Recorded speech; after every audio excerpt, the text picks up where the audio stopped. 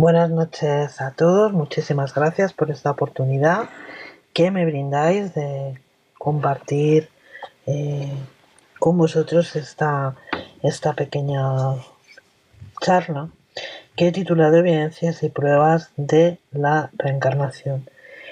Para empezar os diré que todo ello nace, pues de mi inquietud como espírita por saber qué era, qué es en la actualidad la reencarnación dentro del mundo científico, qué significa, si hay investigaciones, si hay casos recabados, si la ciencia en verdad ha intentado de alguna manera acercarse en la actualidad a este postulado y a esta certeza que nosotros los espíritas y muchas personas, como vamos a ver en el mundo, tenemos, ¿no? Y que ciertamente fue muy estudiada durante las últimas décadas del siglo XIX y las primeras del XX, pero que, después, salvo algunas pequeñas excepciones, pues no es mucho lo que se habla de ello. Esta inquietud me invita a sumergirme un poquito más, a profundizar un poquito más y a poder compartir hoy con vosotros estos datos que he recabado. Quiero empezar con una frase de Albert Einstein que viene un poco a ilustrar la situación actual, ¿no? Él decía que llamamos sentido común a la recopilación de prejuicios adquiridos a los 18 años.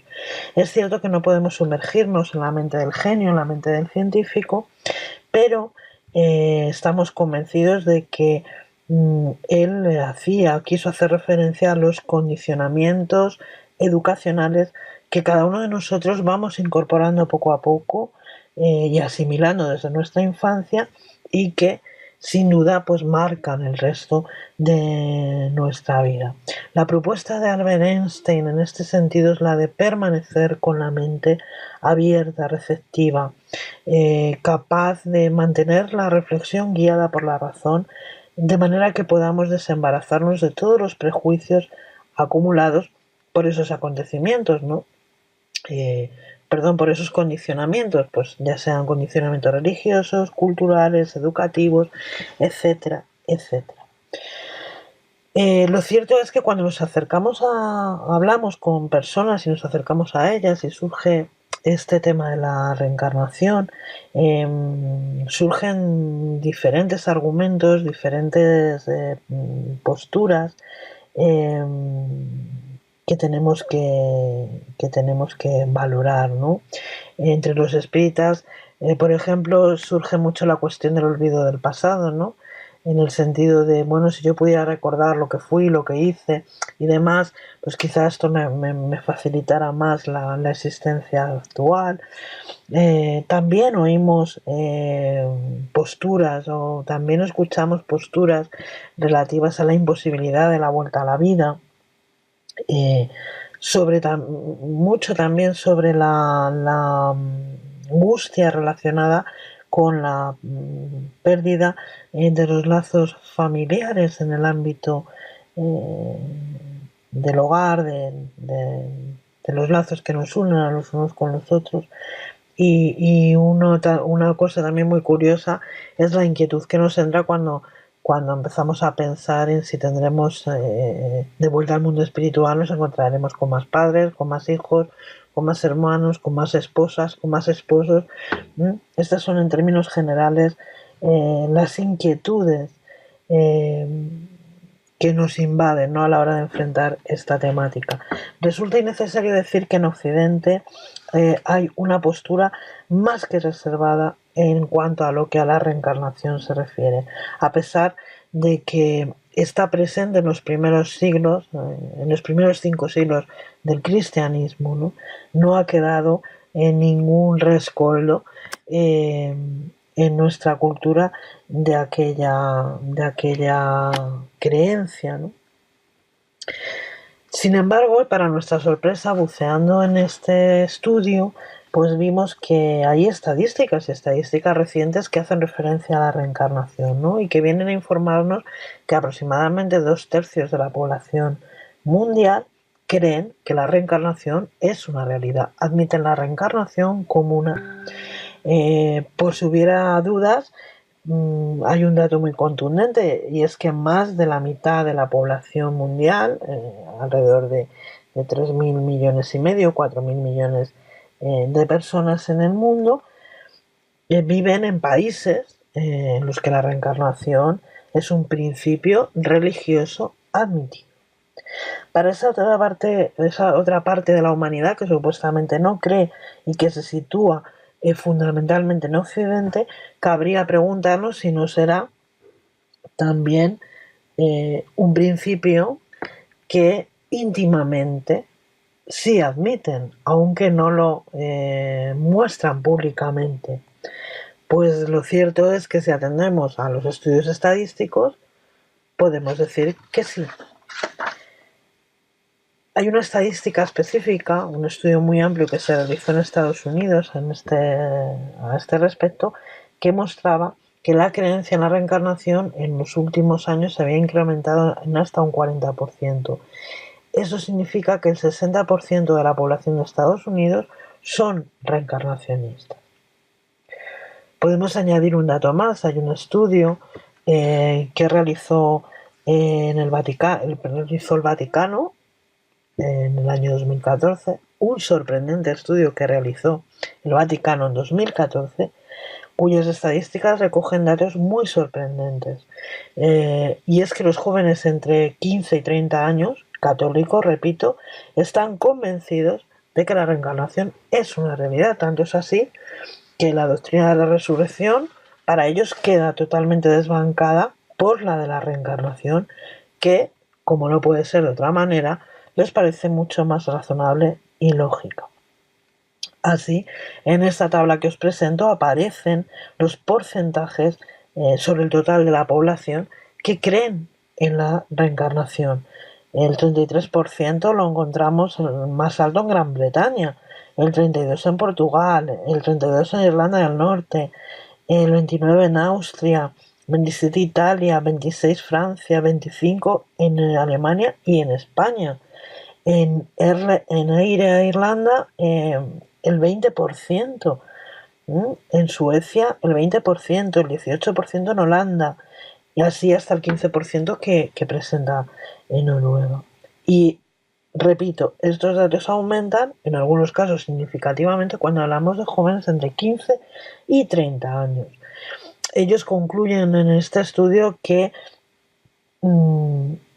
esto se debe a una mejora sustancial en cuanto a la educación, al nivel de estudios, la posibilidad y el acceso al conocimiento y a la tecnología también, ¿no? Que nos permite sumergirnos también en otras culturas, en otros mundos, etcétera, etcétera. Lo que voy a intentar demostrar a lo largo de este espacio que me concedéis es que la reencarnación es una realidad y que es una realidad también perseguida por la ciencia. Nosotros sabemos que, como espíritas, que reencarnar es regresar, es el regreso continuo de un espíritu a la vida en diversos cuerpos y que reasumir la forma material es una ley tan natural como nacer, como vivir y como morir. Y que la naturaleza nos ofrece multitud de ejemplos al respecto. En la naturaleza todo es transformación, todo es renovación, todo es un continuo nacer y renacer. Entonces, si este fenómeno es tan evidente, ¿por qué la mayoría de los científicos lo desconocen o lo ignoran o lo niegan? Si esas evidencias existen, ¿por qué negarlas? El motivo es simple. La ciencia aún está bajo el yugo del materialismo y no consigue explicar todo. El conocimiento científico, aunque es progresivo, es limitado.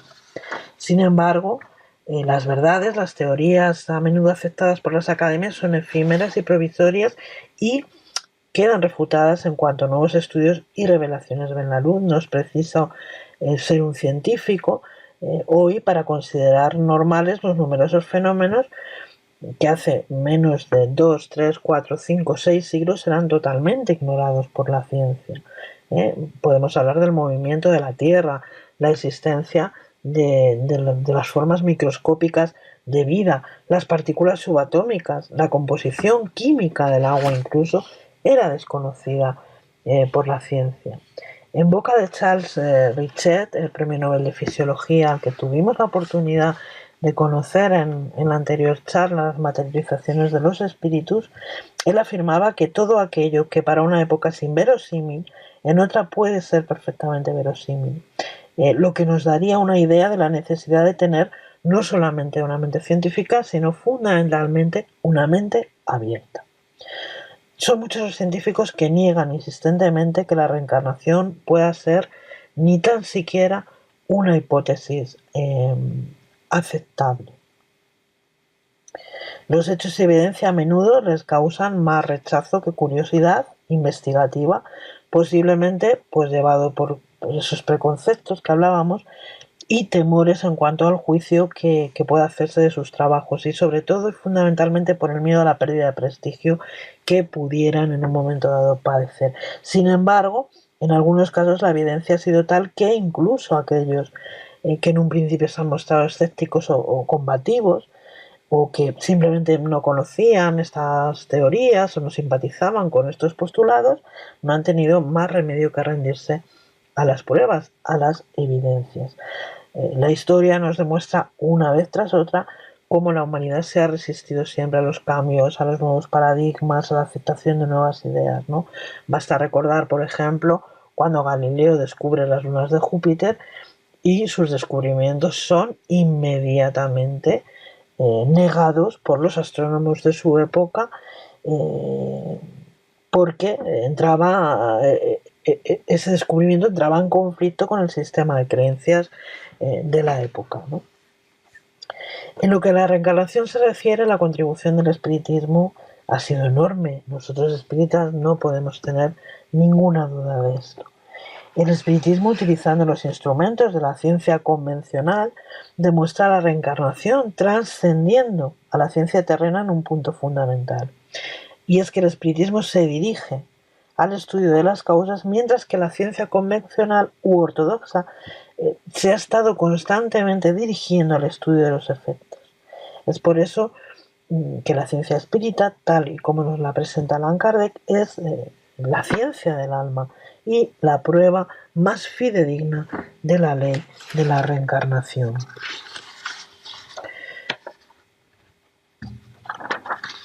¿Dónde podemos encontrar pruebas de la reencarnación? Esta es una pregunta que nos hacemos. Y la doctrina espírita nos dirige o pone el foco en tres aspectos. En la regresión de memoria, que la regresión puede conseguirse a través de sugestión hipnótica y relajación profunda, o en los recuerdos espontáneos que presentarían algunas personas al respecto de existencias anteriores sin que se identifique una causa justificada. Esos recuerdos pueden darse tanto en el estado de vigilia como también y fundamentalmente en el sueño.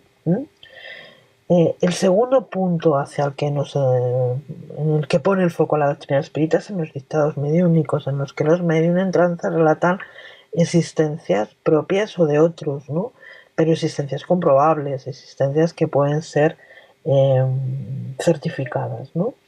Y el tercer punto al que nos dirige la doctrina espírita es en las ideas innatas de los niños y en los niños prodigio.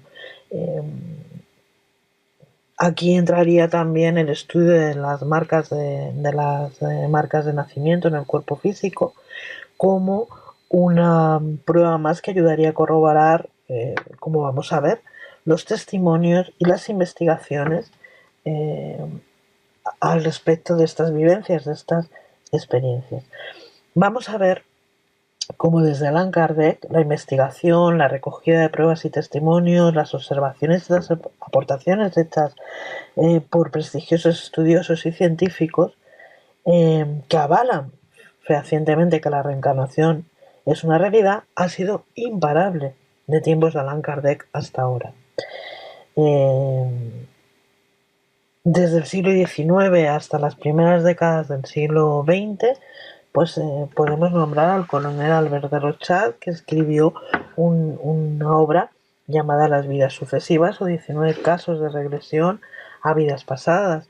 Tenemos también a Gabriel Deland, así como a su padre, Alexander Deland, discípulo de Kardec, que nos ha legado un buen número de obras, todas ellas muy recomendables, muy recomendadas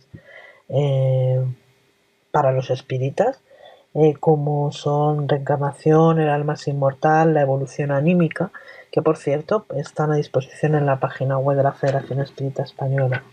Sir William Crookes también, el célebre químico y físico inglés, descubridor del talio, al que conocimos también como investigador de la materialización del espíritu Katikin. A Charles Richet, del que hemos hablado también anteriormente, fue premio Nobel de Fisiología en 1913, que hizo importantes investigaciones también al respecto. Al doctor Alexis Carrel, él fue Nobel de Medicina en 1912, y él hizo una serie de afirmaciones relativas a que los fenómenos no son una producción del cerebro, sino que el cerebro, las células serían nada más que una herramienta, ¿no?, de una conciencia posiblemente no local, que se estaría manifestando, es decir, de nuestro propio espíritu, ¿no? Gustave Deleuze, médico y filósofo francés, director del Instituto de Metapsíquica Internacional en París, quien afirmó, tras años de investigaciones y obras escritas, lo siguiente: yo soy reencarnacionista por 3 razones, porque la doctrina palingenésica me parece desde el punto de vista moral perfectamente satisfactoria, desde el punto de vista filosófico absolutamente racional y desde el punto de vista científico verosímil, o mejor dicho, probablemente cierta. También Ernesto Bozano, profesor en la Universidad de Turín, César el Hombroso, antropólogo y famosísimo penalista, que fue una de las autoridades de su época que transformó los conceptos de la psiquiatría, desligándolo del fanatismo religioso de la época. En Rusia tendríamos a Alexander Absakov, que tradujo para el ruso todas las obras de Allan Kardec, Edmund Dale Owen, que tiene como obras principales los libros Animismo y Espiritismo y un caso de desmaterialización. Sir Oliver Lodge, doctor en ciencias, profesor de física de la Universidad de Londres, profesor de filosofía natural del Colegio de Bedford, profesor catedrático de física de la Universidad de Liverpool, rector de la Universidad de Birmingham, todo una personalidad, toda una eminencia científica, ¿no?, que escribió obras como Raymond y una también muy interesante titulada ¿Por qué yo creo en la inmortalidad personal? Estos son algunos de los ejemplos, ¿no?, que he querido traer. Pero ¿qué sucede con los científicos en la actualidad? ¿De verdad hay alguno interesado en esta cuestión? Bueno, pues sí, algunos de renombre y otros no tan conocidos, pero hemos traído también a algunos de los muchos, ¿no? Todos es absolutamente imposible, pero seguramente todos habéis oído hablar de Ian Stevenson. Él fue catedrático y director del Departamento de Neurología y Psiquiatría de la Facultad de Medicina en la Universidad de Virginia, y él viaja por primera vez en 1961 a la India en busca de casos que sugieran la reencarnación. Después de 22 años de estudios, él consigue reunir cerca de 2.000 casos. El método por el empleado consistía en reunir o encontrar niños que espontáneamente manifestasen recuerdos de vidas pasadas o de haber vivido en otros lugares, ofreciendo una cantidad de información lo suficientemente veraz como para ser contrastada, como para ser investigada. Entre sus obras más importantes figura el libro 20 casos que sugieren la reencarnación.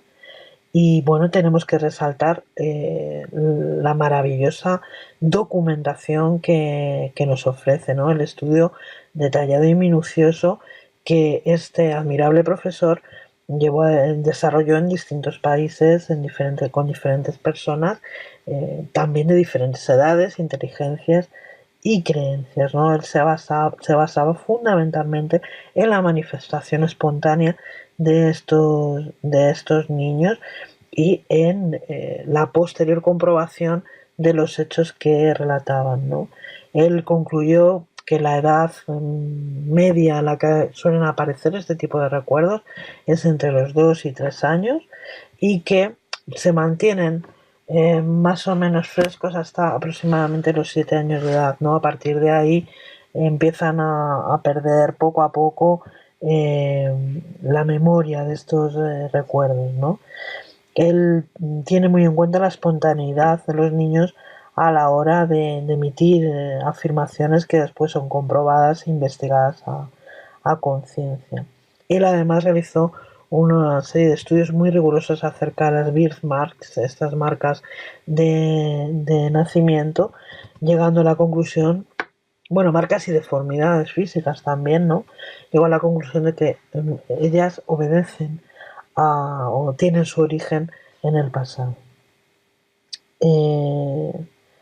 Contamos también con el doctor Hernani Guimarães Andrade, brasileño, que él cuenta en un libro titulado Reencarnación en Brasil, por ejemplo, el caso de Patricia. Él fue director del Instituto Brasileño de Investigaciones Psicobiofísicas y autor de un respetable número de obras que podéis ver en la imagen, ¿no? La teoría corpuscular del espíritu, nuevos rumbos en la experimentación espírita, espíritu, perispíritu y alma, etcétera, etcétera. Y narra este caso curiosísimo de Patricia. Patricia es una niña de 2 años y medio de edad que relata haber sido una personalidad llamada Alexa Madodo y que había vivido en Havre, en Francia. Ella recuerda perfectamente el nombre de sus padres en aquella existencia y relata también haber muerto de un tiro a manos de un soldado en la puerta de su casa. Ella describe con mucho énfasis el momento de la muerte, ¿no? Sus sensaciones, la sed profunda, posiblemente cuando se estaba desangrando, y cómo en el momento que pide un vaso de agua muere.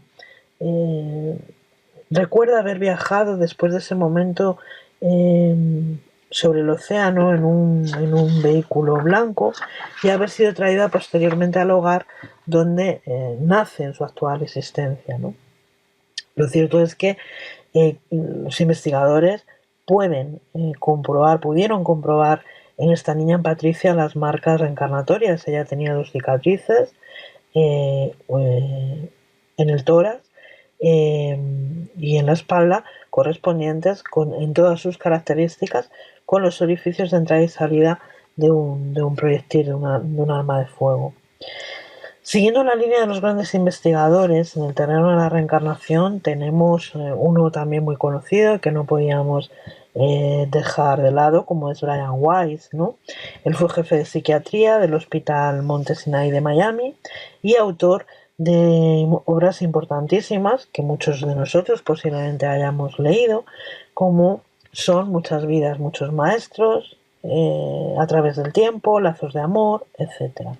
Él desarrolló unas técnicas específicas de regresión de memoria a través de hipnosis con más de 1000 casos comprobados de reencarnación. Como ejemplo podemos poner el de Jack, un piloto que relata padecer varias sintomatologías y fobias y se dirige a la consulta del Dr. White, ¿no?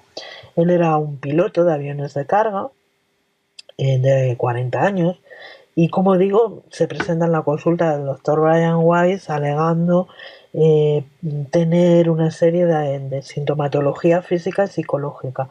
Desde el punto de vista físico, dice tener migrañas, artritis reumatoide, hipertensión, pero además comenta con el Dr. Weiss que psicológicamente es una persona irritable y tendente a la cólera, estado que además mantiene durante varias semanas.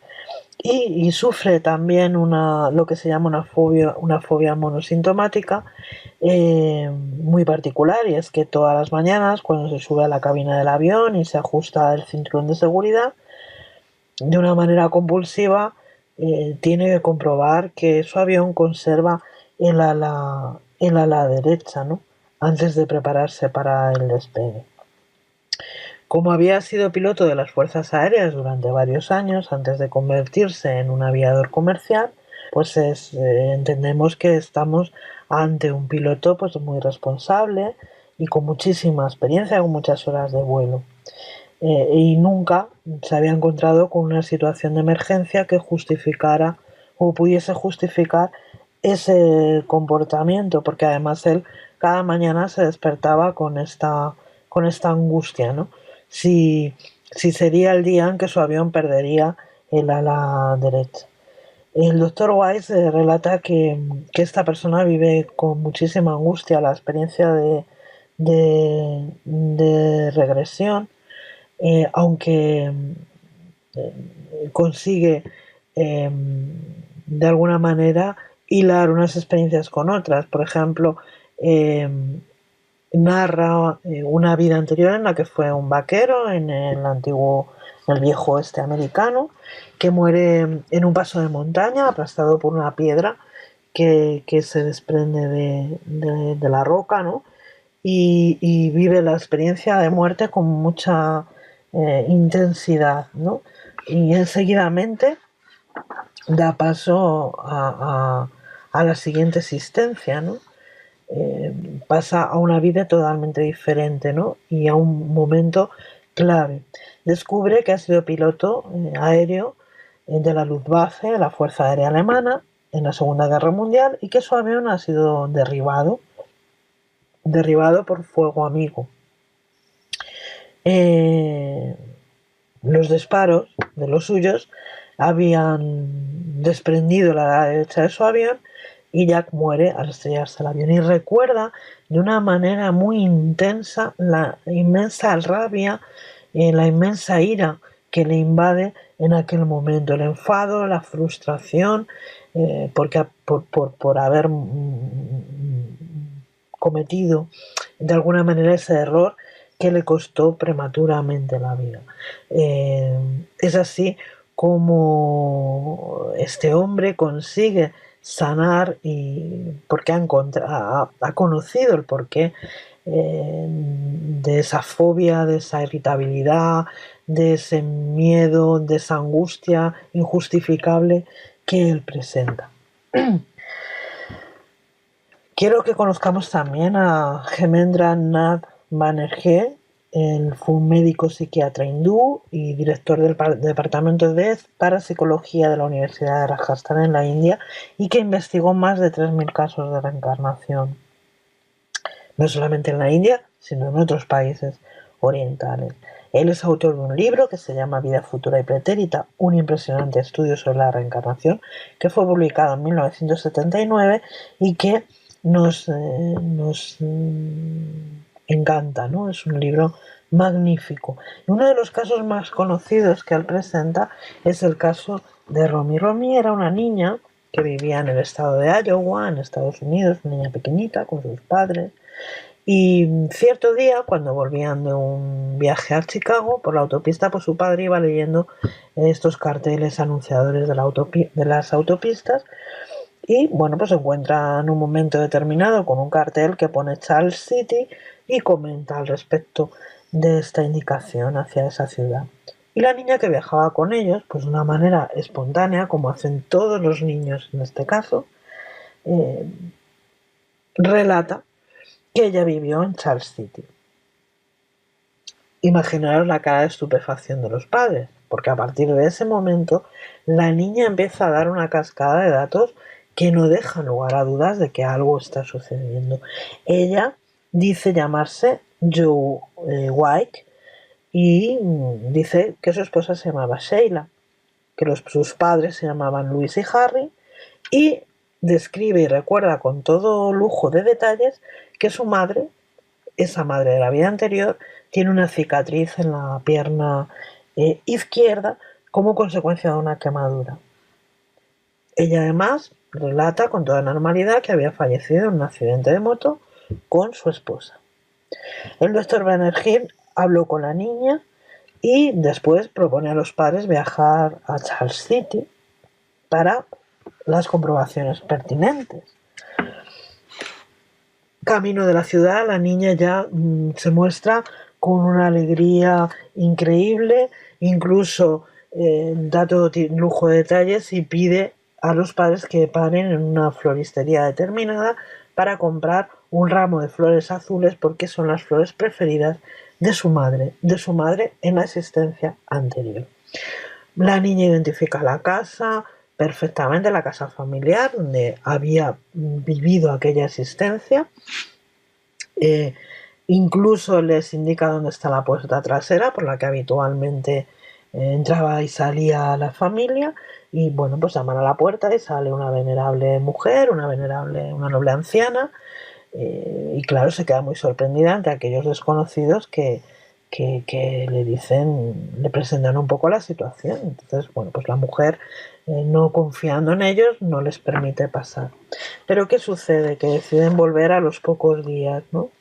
Y en esos días la madre ya había recibido ese ramo de flores azules, esta mujer, esta anciana, ya había recibido estas flores azules y se muestra muy emocionada, pues preguntando cómo sabían ellos que esas eran sus flores preferidas, cómo era posible que aquellos desconocidos supieran, ¿no?, estos detalles.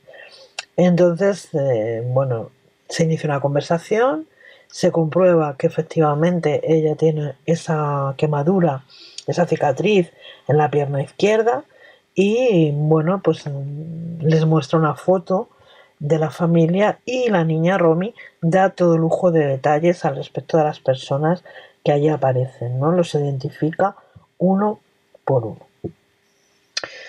Tenemos también a la doctora Edith Fior. La doctora Fior es honoris causa en psicología en la Universidad de Miami y sus experiencias como investigadora están recogidas en un libro que se llama Usted ya estuvo aquí. Al escribir su libro, ella confiesa el impacto que sufrió ante el descubrimiento de la doctrina reencarnacionista, de la cual ella confiesa estar totalmente desinteresada al iniciar sus trabajos. No le interesaba nada, se mostraba absolutamente escéptica. Sin embargo, ella aceptó la doctrina de las vidas sucesivas como un posible instrumento terapéutico. Ella nos dice que cada individuo es un universo aparte y las soluciones tienen que ser individuales, pues los problemas son personales e intransferibles. Como buena psicóloga, estaba convencida de que los problemas, soluciones o por lo menos la clave para entenderlos en el propio pasado del individuo. Y hace una declaración preciosa cuando dice que la terapia de nuestras vidas es tejida con hilos muy antiguos y el diseño es complejo. Es decir, que la solución para los problemas psicológicos, emocionales, de fobias, etcétera, etcétera, que presentamos en la actualidad, tienen su origen en el pretérito, en el pasado. No se justifican únicamente como cuestiones que vienen de la propia existencia actual, sino que tienen que ver con un pasado mucho más lejano. La doctora Wambach trabajaba en el estado de New Jersey y además de su trabajo clínico daba clases también en la facultad local. Es autora de los libros Reviviendo vidas pasadas y Vida antes de la vida, y ella nunca se había propuesto investigar las vidas pasadas. Estudió psicología, se doctoró en filosofía y era una científica convencional. Sin embargo, en cierta ocasión tiene una experiencia extraordinaria, una vivencia ella misma, ¿no?, que la induce de alguna manera a introducirse en la investigación de las vidas pasadas. Ella relata que al entrar a un museo y ascender a la segunda planta del mismo, ella empieza a tener una sensación extraña como de estar en otro tiempo, en otro lugar. Allí ve unos estantes con los libros, se dirige decididamente a los estantes y coge un libro determinado. Cuando abre ese libro y empieza a hojearlo, rememora, como si fuera una película, una situación en la que ella se ve encima de una mula que la va conduciendo hacia algún lugar, y ella lleva un libro en las manos. En ese libro es un libro en el que se está narrando sus vivencias en un momento en el que estaba aparentemente en coma. Ella se queda muy impactada porque dice reconocer el contenido del libro incluso antes de volver las páginas. Debido a esta experiencia, como he dicho, ella pasa a investigar y a estudiar durante 10 años, realizando investigaciones en más de 2000 sesiones de regresión de memoria en miles de personas. La doctora Wambach quiso saber cómo es el ser humano al nacer, lo que le pasa, lo que le trae en su baje espiritual, lo que pretende hacer, etc.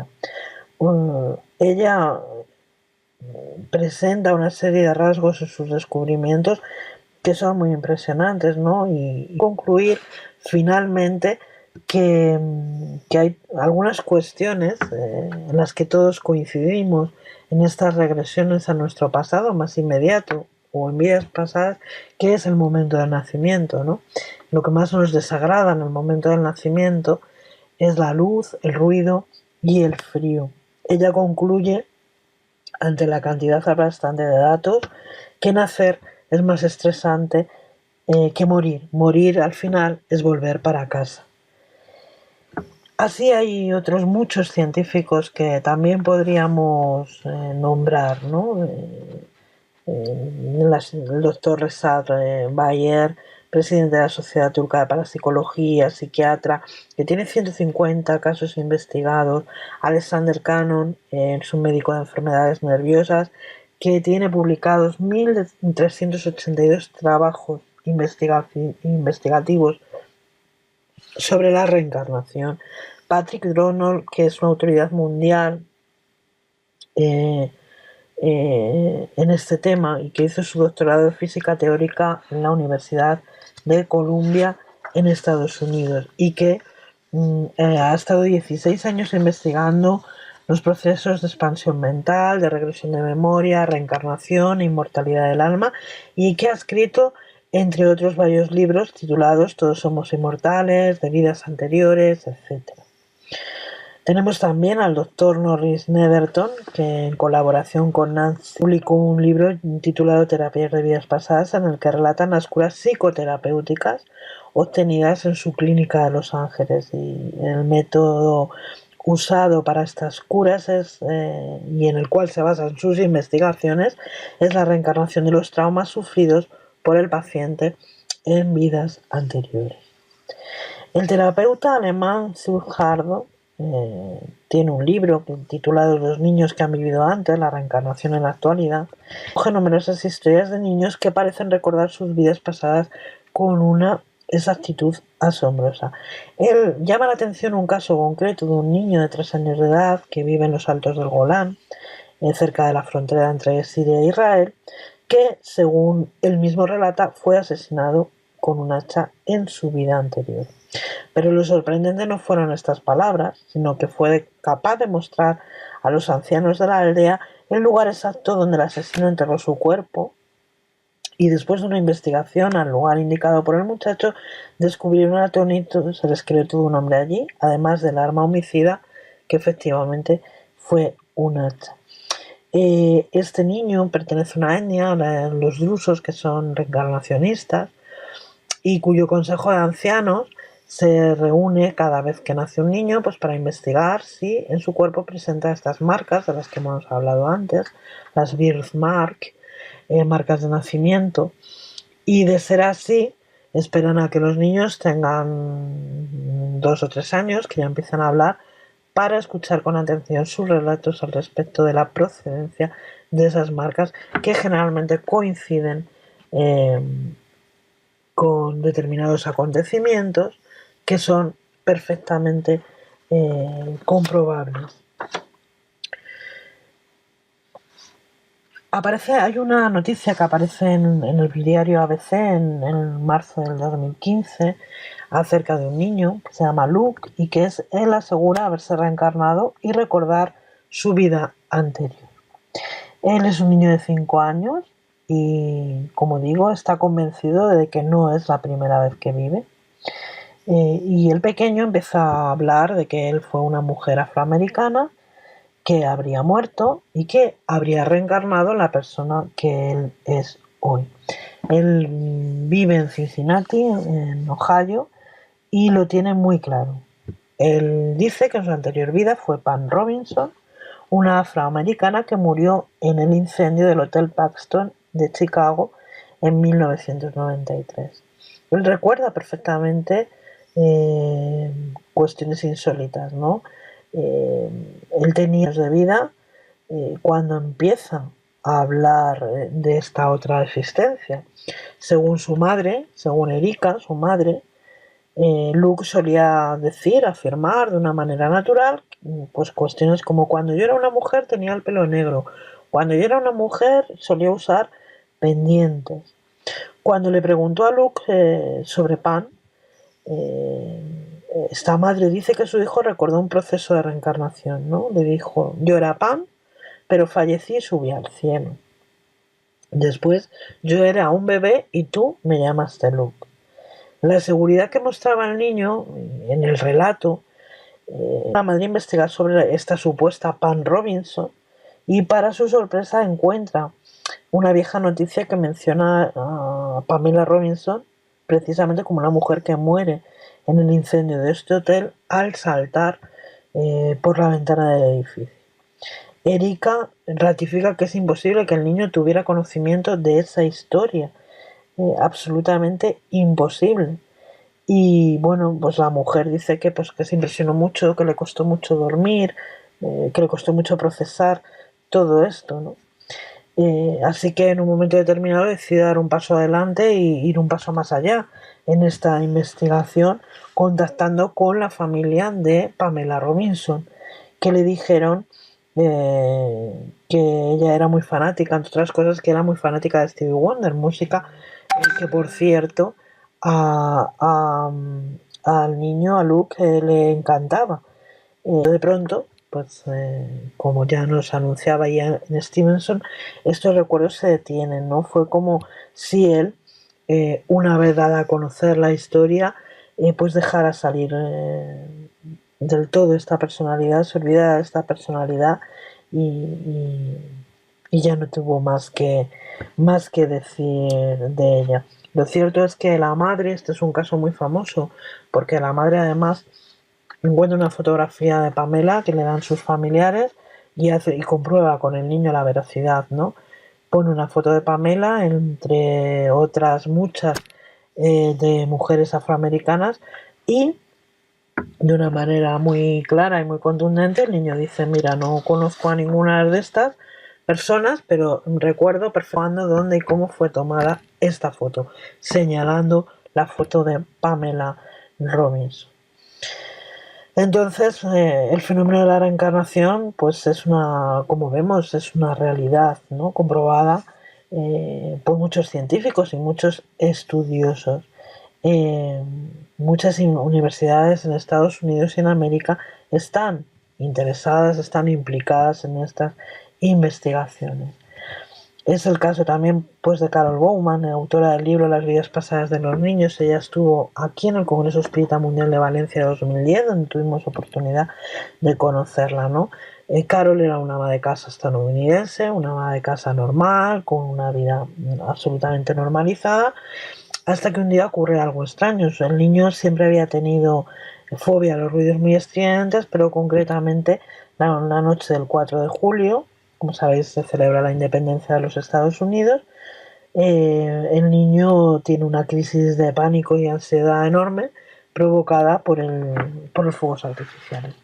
Así que, siguiendo los consejos de una amiga, busca un terapeuta, que usará la hipnosis para librar a su hijo de este miedo, de este pánico que sentía, ¿no?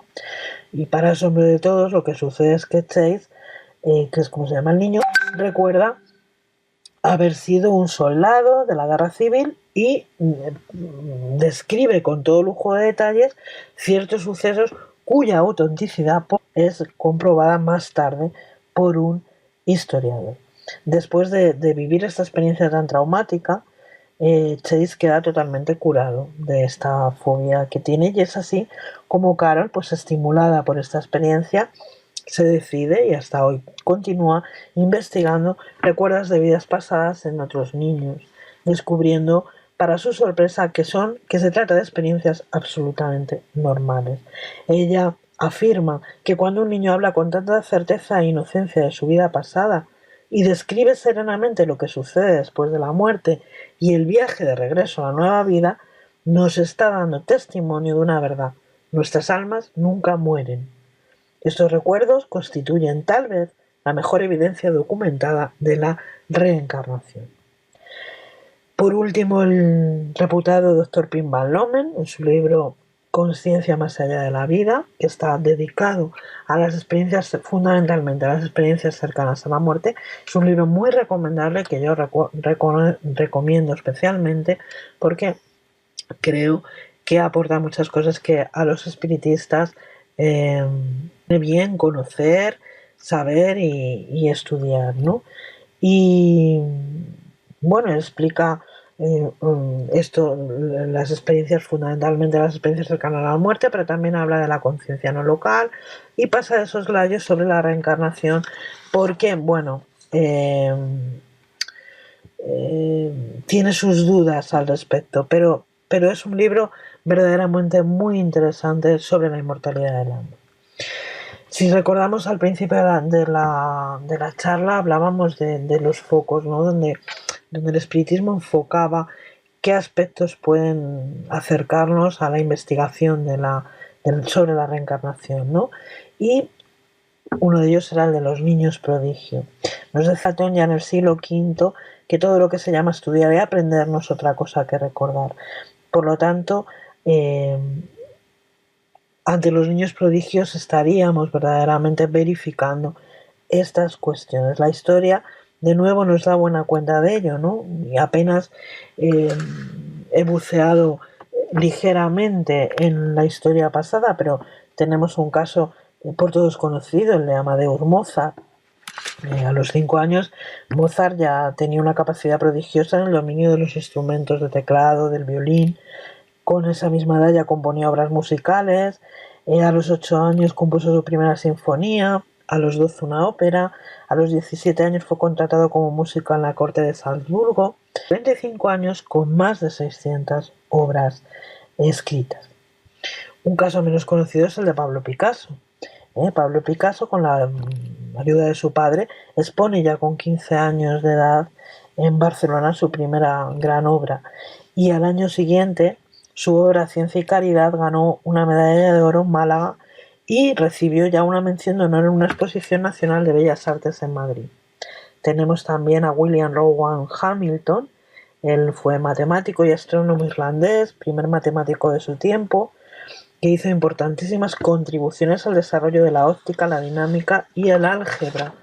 Él a los 5 años dominaba el latín, el griego y el hebreo, y a los 13 años hablaba 13 idiomas, incluyendo el sánscrito, el persa, el italiano, el árabe y varios dialectos indígenas.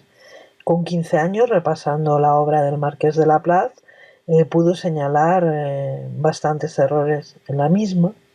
Y bueno, pues fue nombrado profesor de astronomía, director del observatorio Danzig y astrónomo real de Irlanda cuando aún era un estudiante universitario. ¿Y qué decir de los casos recientes? Vamos a ver por encima algunos casos recientes de personas que viven hoy en día. Jacob Barner, que a la edad de 8 años comenzó a asistir a la Indiana Purdue University de Indianápolis. Él ya tomaba clases avanzadas de astrofísica y estaba trabajando en la ampliación de la teoría de la relatividad y aún está trabajando en la teoría del Big Bang. Tenemos el caso de Akrit Jaswal, que a los 7 años de edad añadió a su currículum la palabra cirujano después de realizar con éxito su primera cirugía. Su conocimiento estaba basado únicamente en los libros que había leído hasta el momento. Estamos hablando de un niño de 7 años de edad. Su pasión por la medicina y la lectura lo llevó a construir este gran conocimiento desde muy pequeño. A los 10 meses ya caminaba y hablaba. A los 2 años ya escribía y a los 5 años leía Shakespeare en inglés. A los 9 daba clases en su escuela local y a los 12 estaba estudiando para graduarse en ciencias en una universidad de la India. Otro caso sería el de Gregory Smith, que a los 10 años comenzó a asistir a la universidad y 3 años más tarde se graduó con honores en la carrera de matemáticas. A los 12 años Gregory ya había sido propuesto, para Premio Nobel de la Paz por su trabajo sobre los niños alrededor del mundo. Gregory continúa actualmente trabajando en varias organizaciones internacionales que promueven los derechos infantiles. Kim Un-yeon, que a la edad de 3 años empezó a tomar cursos de estudiante de física invitado en la Universidad de Hanyang en Corea del Sur. A la edad de 8 años fue invitado por la NASA para estudiar en Estados Unidos. A los 16 años de edad, él deja la NASA y vuelve a Corea para obtener un doctorado de ingeniería civil. Tenemos otro caso, el de Catherine Holt, que empezó a estudiar en la Universidad Estatal de California a la edad de 10 años, graduándose con una licenciatura en filosofía. A los 15 años de edad comenzó a estudiar en la Escuela de Derecho y en el 2007, ya con 18 años, se convirtió en la abogada más joven de California y posiblemente de todos los Estados Unidos. Colin Carlson sería otro caso. Este chico se graduó en educación secundaria en línea de la Universidad de Stanford a los 11 y seguidamente pasó al segundo año de licenciatura en ecología en la Universidad de Connecticut. Fijaros que a los 9 años de edad comenzó a tomar cursos de crédito universitario en la Universidad de Connecticut y se matriculó a tiempo completo como estudiante de segundo año a la edad de 12. Encontramos también una noticia muy curiosa a este respecto que salió publicada en el diario El País, aquí en España, en 2010, y es el de Alexander Pryor, un joven londinense de 17 años que en aquel momento tomó la batuta de la Seattle Symphony de Estados Unidos como ayudante de los distintos directores de orquesta invitados por esos meses siguientes. Ese sería el primer trabajo profesional de Pryor, que se formó en el prestigioso Conservatorio de Música de San Petersburgo, donde estudiaron músicos de la talla de Rachmaninoff, Prokofiev, Tchaikovsky. Está catalogado como un niño prodigio que comenzó a tocar el piano a los 3 años y a componer con 8. Él es tataranieto del famoso creador del método Stanislavski de interpretación que lleva su mismo nombre. Él ha compuesto más de 40 trabajos, entre los que figuran sinfonías, 2 ballets, 2 óperas, un requiem en honor a niños que murieron en la masacre de la escuela de Beslan en Rusia a manos de los terroristas chechenos en 2004. Y antes de conseguir esta beca, uno de los logros más importantes fue que pudo representar en el Kremlin su ballet Mowgli, que es una adaptación basada en la obra de Rudyard Kipling, El libro de la selva. Pues estos son solo algunos de estos niños prodigio. Y nos preguntamos si no será que estos conocimientos son recuerdos del pasado, reminiscencias de sus vidas anteriores que han rescatado, que han conseguido rescatar para darles continuidad en sus vidas actuales. Nosotros espíritas estamos convencidos naturalmente de que es así, que la reencarnación es una realidad. Y como conclusión, para finalizar, me gustaría dejaros con unas palabras de Gabriel Deland, que se recoge en su obra La reencarnación y que nace de las reflexiones derivadas de sus propias observaciones, de sus propias investigaciones. Él dice que cada reencarnación es una invitación de la vida para renovar, actualizar y transformar la vida interior a través de las diferentes experiencias libertadoras que las criaturas traen, buscando el programa reeducativo que estimula a todos al cultivo del autoamor, extendido al prójimo, que es ley universal. Desenvolviendo el psiquismo armónicamente promueve equilibrio espiritual, psicológico, emocional y físico.